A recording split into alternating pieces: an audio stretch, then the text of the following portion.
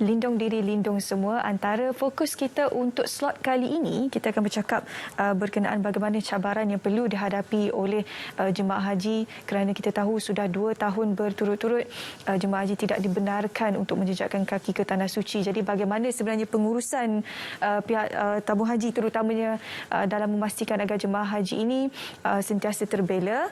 Jadi kita perkenalkan terlebih dahulu di studio hari ini kami bawakan iaitu Datuk Seri Said Saleh Said Abdul Rahman selaku Pengarah Eksekutif Haji Lembaga Tabung Haji. Mukadimahnya Datuk Seri kepada jemaah haji yang semestinya merisaukan tentang peluang untuk mereka mengerjakan ibadah haji kerana sudah 2 tahun berturut-turut kita alami situasi ini. Jadi adakah giliran itu akan menyebabkan lebih ramai tertangguh dalam mengerjakan ibadah haji ini? Silakan. Baik, terima kasih kepada Terence dan Gashu. Bismillahirrahmanirrahim. Assalamualaikum warahmatullahi wabarakatuh.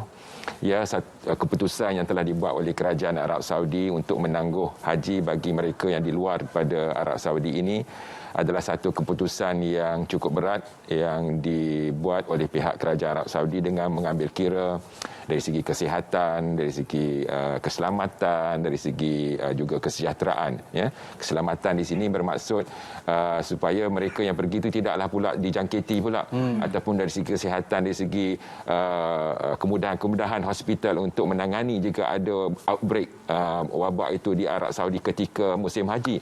Dan juga dari segi kesejahteraan, dari segi ketenangan dan keamanan dalam melakukan ibadat haji itu sendiri. Jadi aspek-aspek itu telah diambil kira dan Malaysia seperti mana yang disebut oleh Yang Berhormat Menteri di Jabatan Perdana Menteri mengakur dan juga menghormati keputusan tersebut.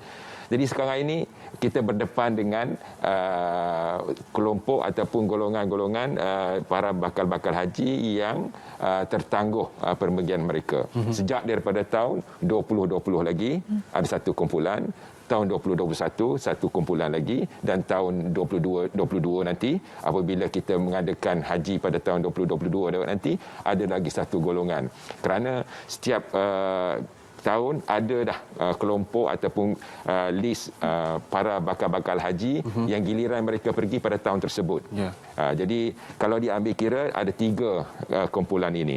Dan dengan itu bagaimana kita nak mengendalikan mereka ini, kita memberi keutamaan dari segi keutamaan rankingnya bagi mereka yang giliran pergi haji pada tahun 2020 tahun lepas akan menduduki keutamaannya pertama. Kemudian yang para bakal haji yang sepatut pergi tahun ini dan tak dapat pergi, mereka akan menjadi duduk di tempat yang kedua dan seterusnya mereka yang sepatutnya pergi tahun depan akan duduk tempat yang ketiga. Ini dari segi keutamaan. Kerana kita berpegang kepada pemilihan para bakal-bakal haji berdasarkan pada yang dahulu didahulukan.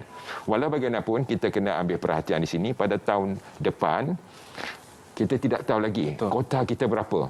Kota asal kita sekarang ini ialah 31,600. Jadi sama ada tahun depan sama ataupun kurang untuk nak mengawal keadaan ataupun lebih.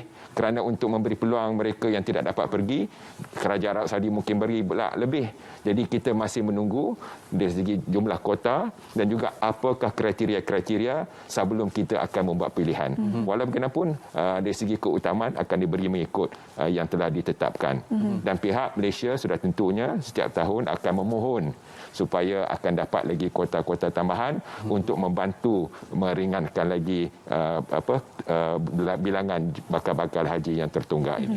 Sekiranya tahun hadapan Kerajaan Arab Saudi membuka ruang dan juga peluang untuk jemaah haji daripada negara luar memasuki dan menunaikan ibadah haji, adakah pihak tabung haji sudah bersedia terutama dalam sudut pengurusan jemaah haji di kala pandemik ini, sebab kita tidak pernah lagi menghantar mana-mana jemaah haji sebab tidak dibuka daripada Kerajaan Arab Saudi. Jadi untuk tahun yang mendatang bagaimana dari sudut pengurusan tersebut? Dari segi persediaan, dari segi kesiapsiagaan kita ini sebenarnya kita dah bersiap sedia 2 tahunnya kebelakangan lagi lah, kan? Dari segi persiapan dan perancangan yang dibuat dan sudah tentunya tahun ini kita lebih bersedia daripada tahun lepas dan tahun akan datang akan lebih bersedia daripada tahun ini kerana kita telah pun mendapat maklumat dari segi bagaimana norma-norma baru, bagaimana SOP baru. Kita juga dapat maklumat tentang bagaimana menangani vaksin ataupun COVID itu sendiri. Dan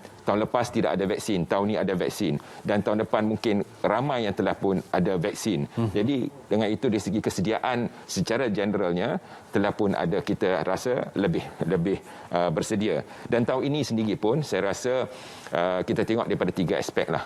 Aspek kerajaan Arab Saudi. Arab Saudi telah pun bersedia untuk menerima sebenarnya bakal-bakal haji daripada luar, sehinggalah pada bulan Mei yang baru-baru ini, sehinggalah mereka sebelum mereka membuat keputusan. Jadi mereka bersiap sedia membuat pelbagai perancangan. Para jemaah haji kita juga kita telah bersedia dari segi mereka telah pun mendapat vaksin dan juga mereka telah pun diberi kursus haji secara online. Kemudian dari segi tabung haji sendiri. Tabung haji juga dari segi persiapan dan perancangan kita telah membuat perbincangan dengan pihak Kementerian Kesihatan, Kementerian Luar, Kementerian Sains Mosti, dengan MKN, dengan Kementerian dan juga dengan pihak imigresen dan sebagainya. Dari segi inilah orang kata pemegang taruh kita yang untuk membantu kita dalam persiapan untuk musim haji kali ini. Di Tanah Suci pun dari segi hotel, catering semua telah siap. Dan penerbangan telah pun kita bincang tentang penerbangan. Dan kita juga telah membuat pelbagai orang kata senario planning, perancangan melihat pada pelbagai senario, termasuklah sehingga ke saat-saat akhir sebelum pengumuman dibuat, kita telah pun berfikir macam mana kalau diumumkan dari segi pasport dalam keadaan PKP, lockdown, macam mana pasport itu hendak dihantar kepada pihak tabung haji untuk uruskan visa, dari segi pemeriksaan kesihatan, dari segi PCR test yang akan dibuat kurang pada 72 jam sebelum berangkat, persiapan pesawat penerbangan dan sebagainya. Dan saya rasa persiapan kita ini bukan hanya kepada kemudahan, bukan hanya pada perkhidmatan, kita juga melihat tentang nyawa. Itu yang penting, penjagaan nyawa jemaah haji kita dan juga petugas-petugas yang akan bersama dengan para jemaah haji. Jadi perancangan kita cukup lengkap, insya-Allah. Dan saya rasa pada tahun depan, tahun 2020 seperti yang ditanya tadi, insya-Allah kita lebih bersedia dengan perancangan yang telah ada dan maklumat-maklumat baru yang diterima. Jemaah haji lebih bersedia kerana mereka telah pun 2 tahun dari segi ilmu dan sebagainya. Dan insya-Allah kerajaan Arab Saudi pun lebih bersedia kerana mereka juga dapat melihat perjalanan haji pada tahun ini dengan 60,000 bakal haji yang akan menjalankan haji pada tahun ini dengan kawalan dan SOP dan sebagainya. InsyaAllah tahun depan semua pihak akan lebih bersedia, insya-Allah.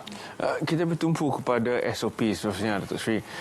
Melihat kepada senario antarabangsa, apabila kita merentas sempadan antarabangsa pada tahun 2022 nanti, sudah pasti akan ada kawalan-kawalan baru dan juga SOP baru untuk memastikan keselamatan semua. Jadi apakah SOP-SOP yang telah pun diperkenalkan oleh kerajaan Arab Saudi untuk memberi jaminan keselamatan dan kesihatan kepada semua yang bakal tiba nanti? Sebenarnya pada tahun ini pihak kerajaan Saudi telah membuat pelbagai perancangan dengan mengambil kira vaksin, SOP baru dan sebagainya. Juga mereka telah pun berbincang dengan pihak WHO sendiri.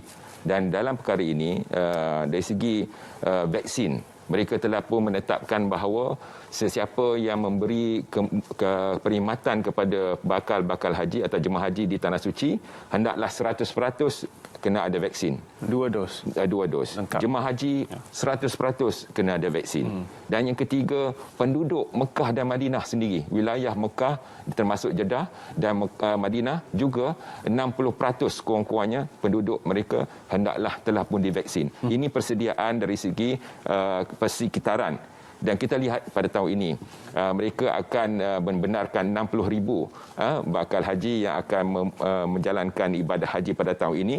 Dan mereka hendaklah memohon melalui elektronik portal Kementerian Haji yang telah dibuka pada 13 hari bulan Jun yang lalu dan akan tutup pada 23 hari bulan Jun. dan pemilihan akan dibuat pada 25 hari bulan Jun. Sudah tentunya ada juga proses-proses dari segi SOP baru yang akan diperkenalkan kemudian hari. Dan kita dapat lihat sambutan daripada permohonan tersebut pada 1,5 jam yang pertama. Telah ada 25,000 pemohon.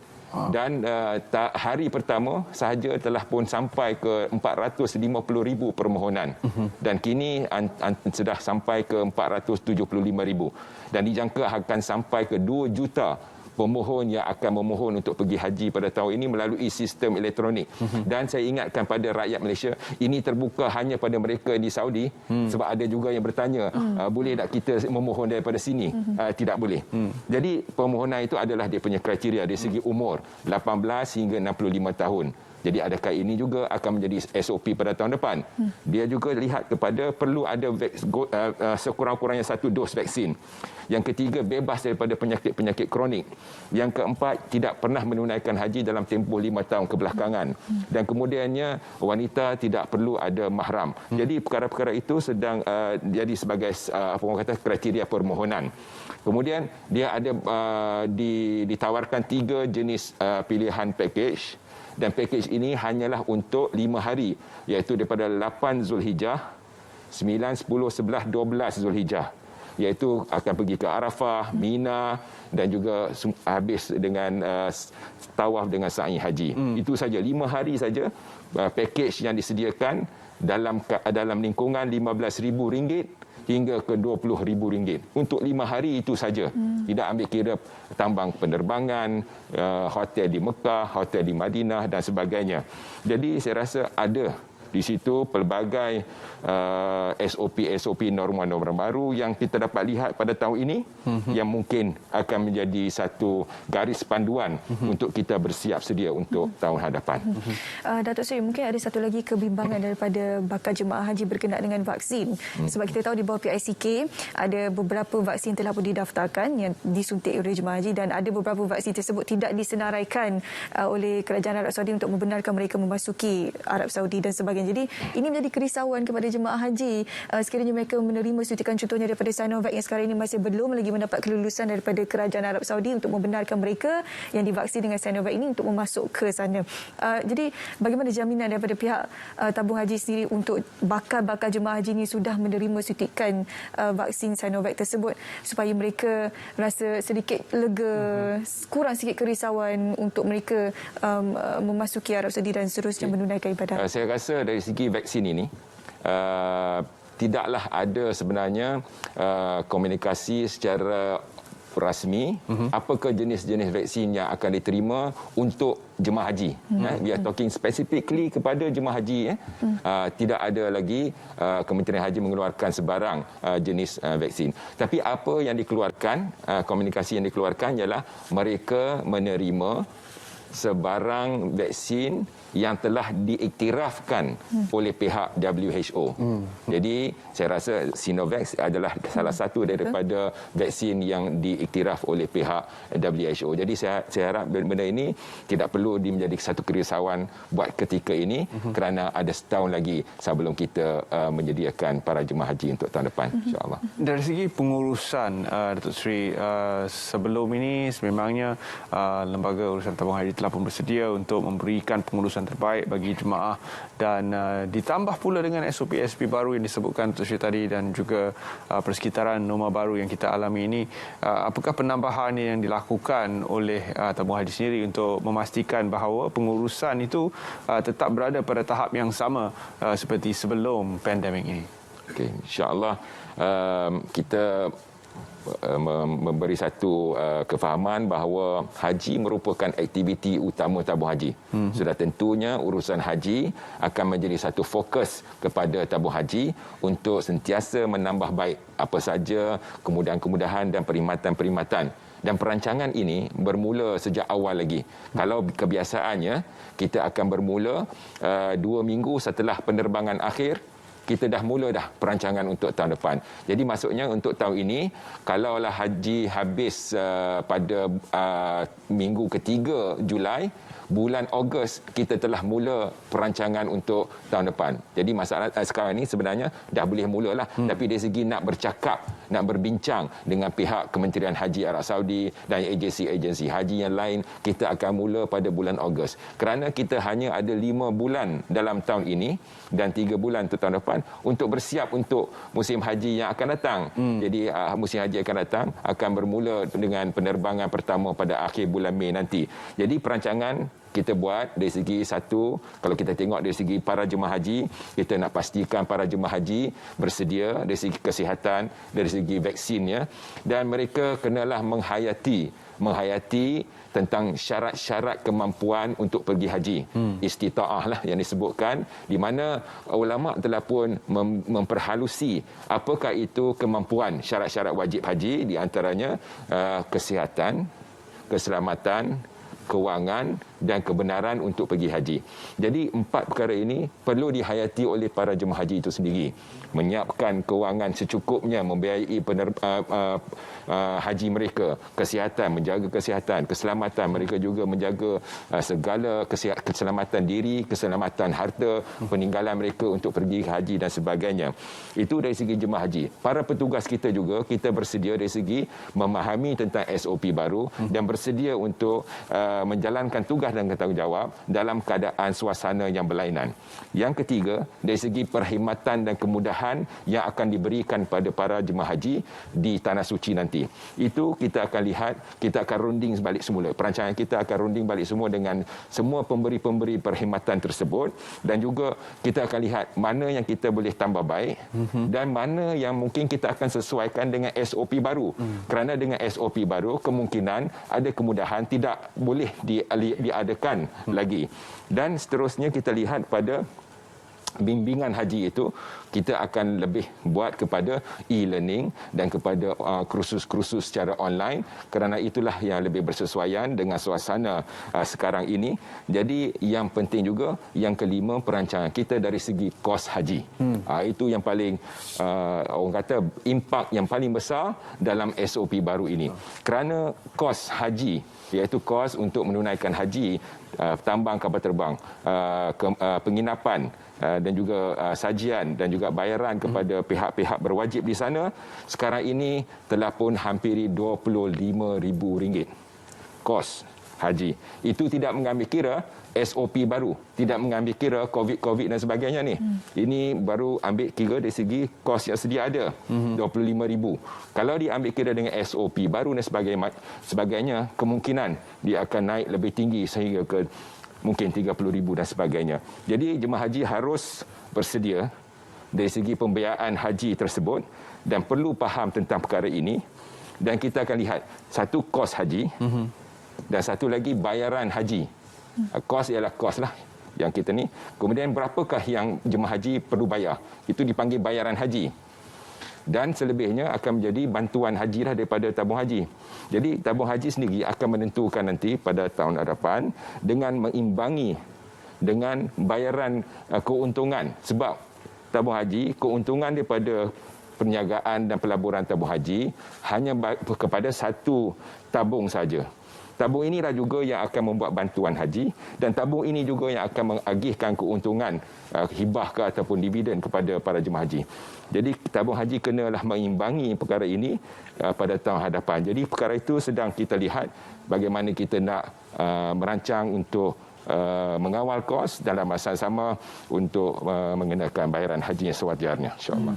Pada pandangan Datuk Sri sendiri, memandangkan kita sudah ada sedikit tunda daripada tahun 2020 untuk jemaah haji pergi menunaikan ibadah jemaah haji dan sebagainya.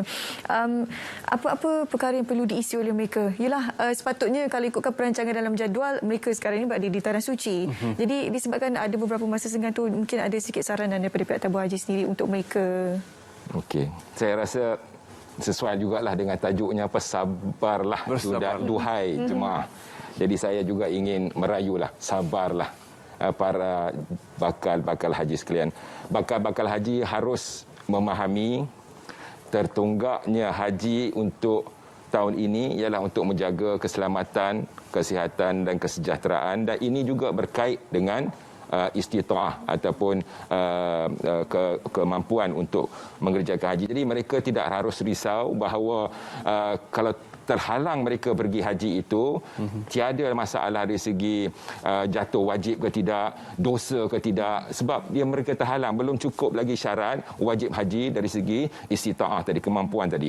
Yang kedua, marilah kita redha dan terima akan keputusan ini. Sudah tentunya ada hikmah di sebaliknya, dan kita berkeyakinan bahawa dan bersangka baik pada Allah Subhanahu Wa Taala, inilah yang terbaik untuk kita.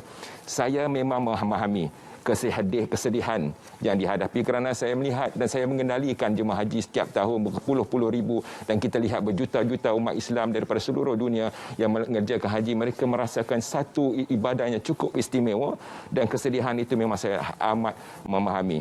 Jadi kita ambillah ini sebagai satu ujian besar, dan perlu ada banyak kesabaran, dan sudah tentu pada tahun depan bentuk hajinya akan berlainan. Jadi saya harap bahawa para jemaah haji lebih bersedia, ambillah peluang yang masa yang ada ini untuk mereka bersiap sedia dari segi meningkatkan lagi, memantapkan lagi ilmu, menyiapkan diri dari segi kesihatan mental dan fizikal dan rohani yang mereka itu. Dan kita dapat lihat bahawa pada tahun depan sudah tentunya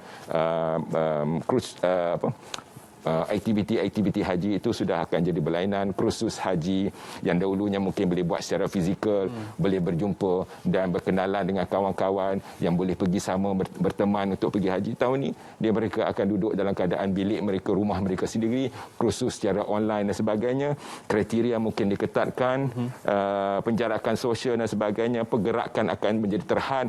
Mungkin mereka akan terhad dari segi nak pergi ziarah, pergi tempat-tempat bersejarah, membeli belah pun mungkin akan jadi terhad, tidak boleh pergi sini sana, ulang alik ke masjid, ataupun umrah sunat ataupun tawaf sunat juga akan jadi terhad. Jadi yang penting di sini, teruslah kita berdoa pada Allah Subhanahu Wa Taala.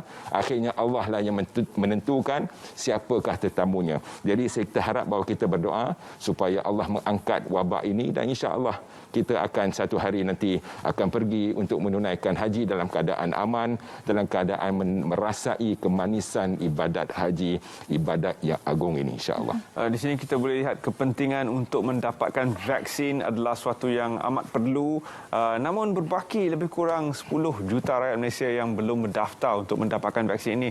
Saranan daripada Datuk Seri mungkin secara ringkas untuk seluruh warga negara berdaftar bagi mendapatkan vaksin yang boleh menyelamatkan nyawa dan juga membantu mempercepatkan lagi proses-proses urusan yang akan berterusan pada tahun hadapan. Silakan. Ya, kita dapat lihat sendiri dari aspek haji itu sendiri. Di mana kalau tiada ada vaksin, sudah tentu kita tidak boleh menyempurnakan ibadat haji kita. Jadi dalam aspek yang lebih besar, dari segi kehidupan seharian kita, nak balik pada norma kehidupan biasa dan ibadah-ibadah kita yang lain, sudah tentunya kita harus memainkan peranan memerangi wabak ini dengan menjayakan pelan imunisasi kebangsaan ini. Jadi ramai-ramailah kita mendaftarkan diri kita untuk mendapat vaksin tersebut. Dan ini juga yang disarankan kepada bakal-bakal haji, dan sekarang ini ada 90,000 bakal haji yang akan berada dalam senarai untuk pergi tahun depan. Kita harap semua dan juga rakyat Malaysia keseluruhannya juga menjayakan program pelan imunisasi ini. Okey. Terima kasih Datuk Seri kerana sudi bersama kami dalam Selamat Pagi Malaysia, dan kami harap seluruh jemaah pembakal haji akan bersabar menunggu untuk tahun 2022 nanti. Ya. Kalau anda tak sempat ikuti kita punya perbincangan hari ini, boleh terus saja ke YouTube kerana kita insya-Allah akan muat naik kembali, dan anda akan dapat info-info yang terkini bagaimana perancangan tabung haji untuk anda yang merupakan bakal jemaah haji. Okey, kita akan berehat seketika. Kembali selepas ini ada lagi topik menarik yang kita akan kupaskan. Jangan ke mana.